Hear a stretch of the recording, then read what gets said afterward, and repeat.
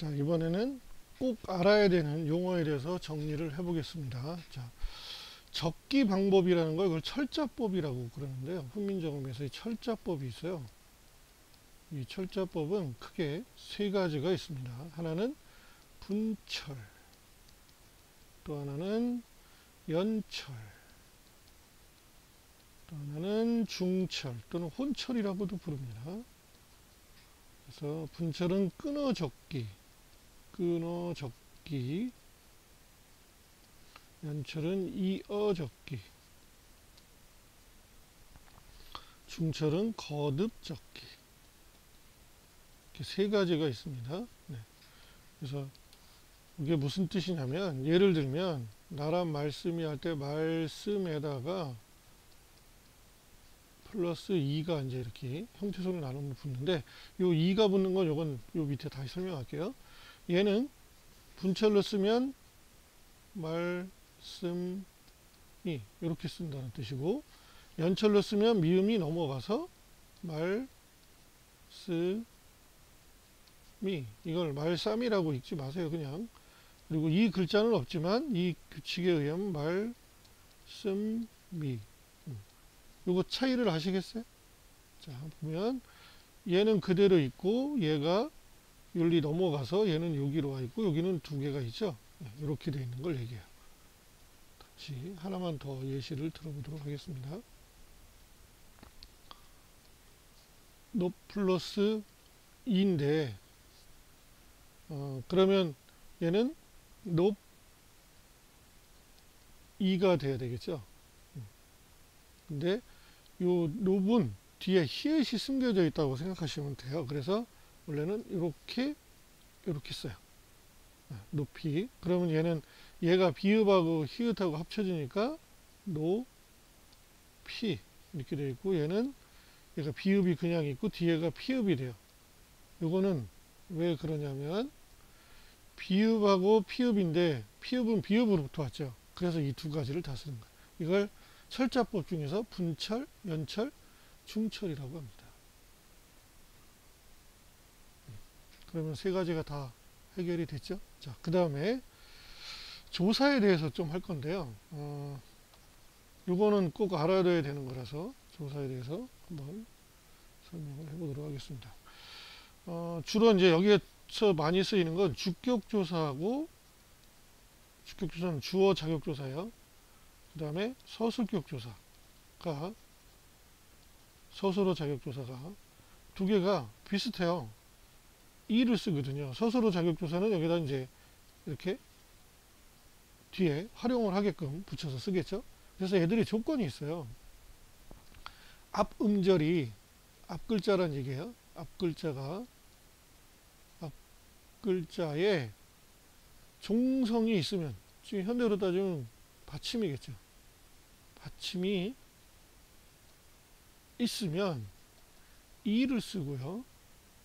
종성, 즉 이게 받침이 없으면 그냥 이를 쓰고요. 중성인 이 모음을 만나면, 이 모음과 어울리면, 만나면 얘가 또 탈락이 되는 현상이 있어요. 이거 참 특이해요.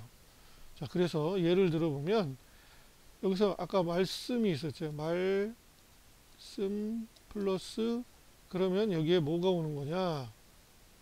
뭐가 온다? 여기에 이가 그대로 오는 거야.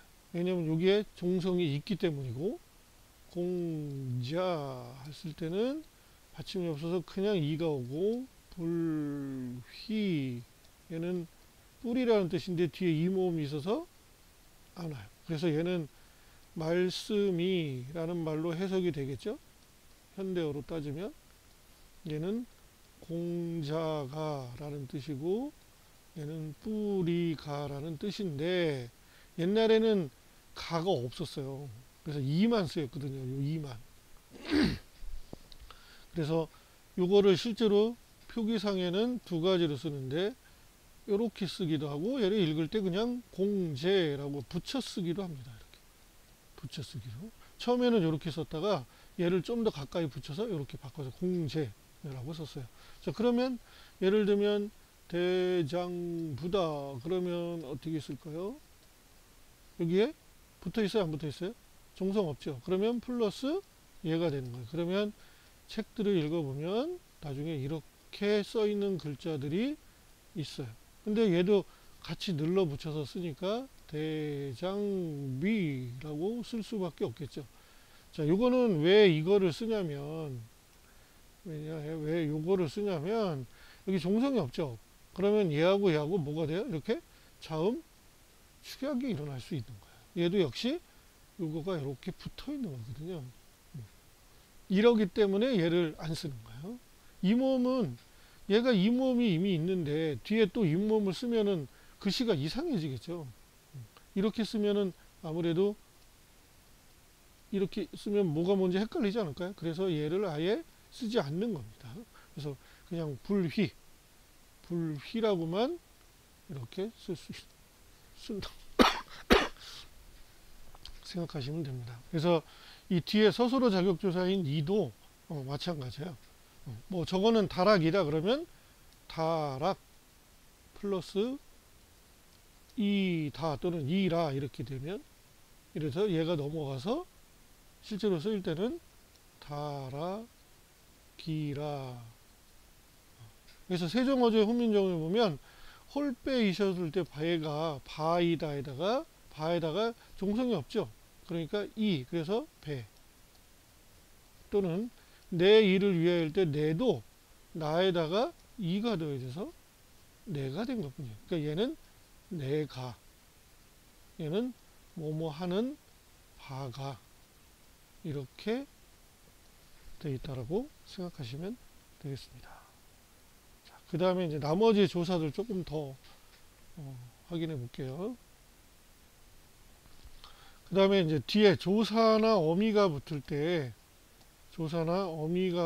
때, 얘네는 무조건 모음조화와 그 다음에 종성의 유무, 즉 받침이 있느냐 없느냐를 고려해서 쓰셔야 됩니다. 그래서 대표적인 게 은이 있으면 얘는 이렇게 되고, 이는 똑같은 는이지만 얘는 양성모음일 때 앞에 거, 음성모음이 뒤에 거. 그래서 얘도 다시 쓸게요.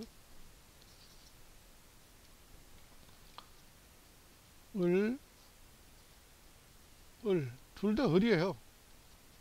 이걸 랄로 읽지 않으셔도 돼요.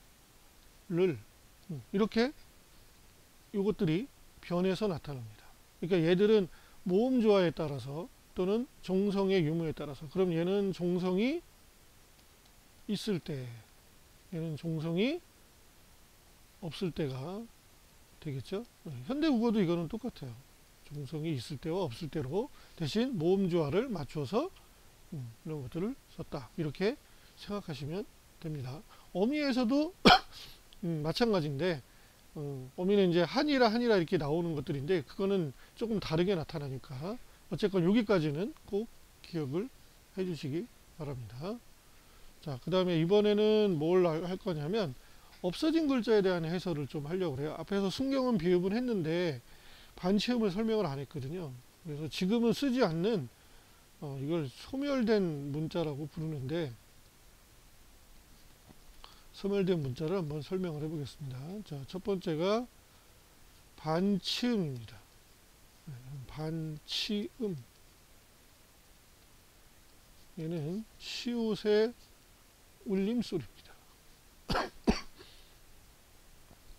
즉 유성음이라는 뜻이겠죠. 그래서 얘는 즈로 발음하고 얘는 스로 발음한다, 이렇게 생각하시면 돼요. 그래서 얘들은 어떻게 되냐면 대부분은 탈락해요. 대부분은 시옷이 반치음이 됐다가 음가가 없는 동그라미로 탈락이 되는데 아닌 경우도 있어요. 일부 사투리에서는 시옷이 반치음이 됐다가 다시 시옷으로 부활해요. 자, 일단 예를 들면 이렇게 되면 여기에 아래야 모음이 있죠. 그럼 아까 반치음으로 바뀐다고 그랬었잖아요. 요거. 그러면 이게 탈락이 되겠죠.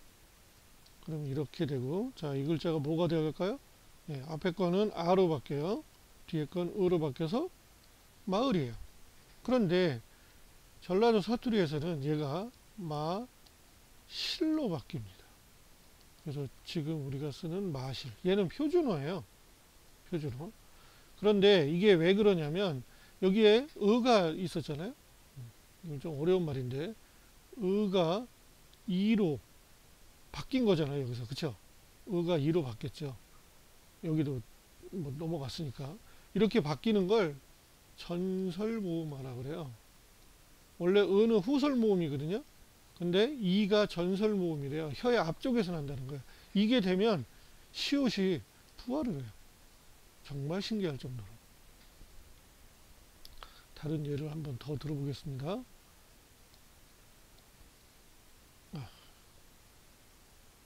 여기에서 아까 이 별표는 제구 표시라 그랬죠? 처음에는 이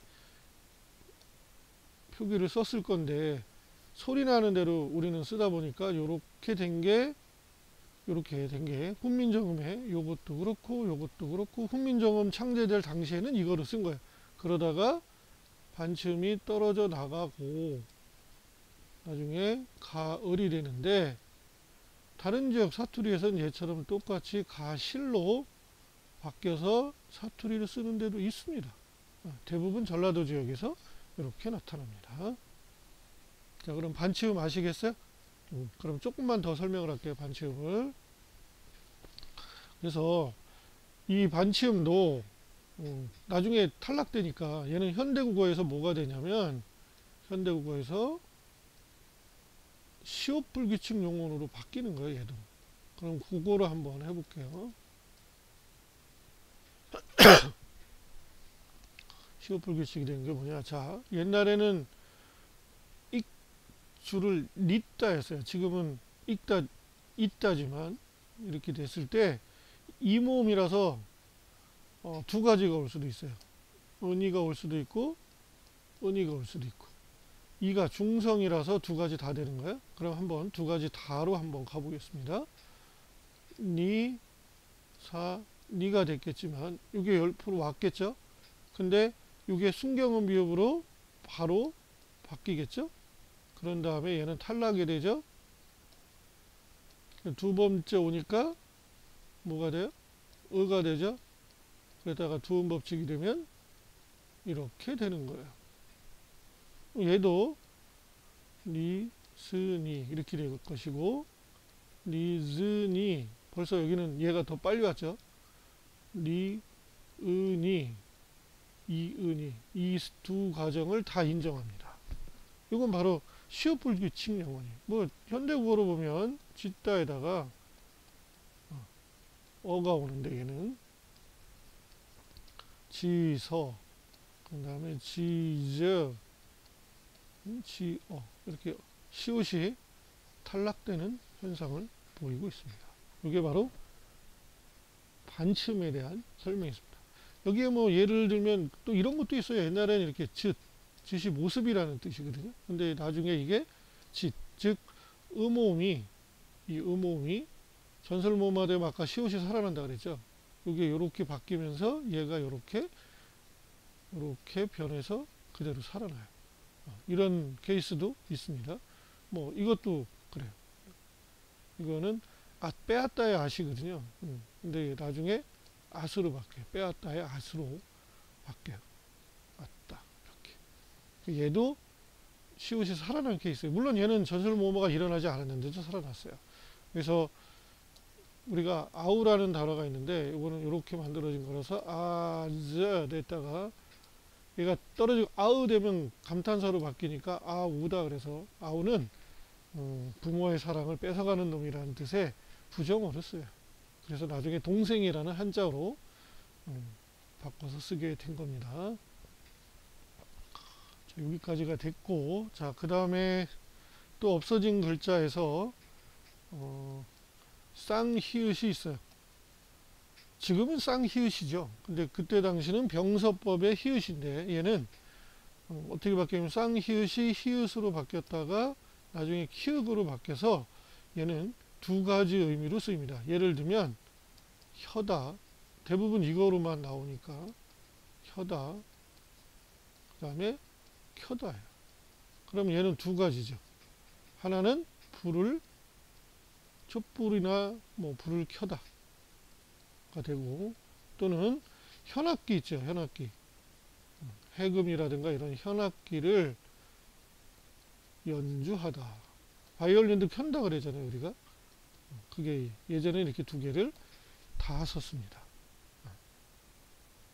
그 다음에 또 이번엔 뭐가 있냐면 세종어조 훈민정음이 나오기 때문에 얘는 쌍이응입니다. 쌍이응. 지금 그냥 쌍이응이라고 그냥 읽으시면 되죠. 쌍히 보이니까. 얘는 두 가지 경우에 쓰입니다. 하나는 사동문일 때 사동사의 역할을 하고, 피동문일 때 피동사의 역할을 합니다.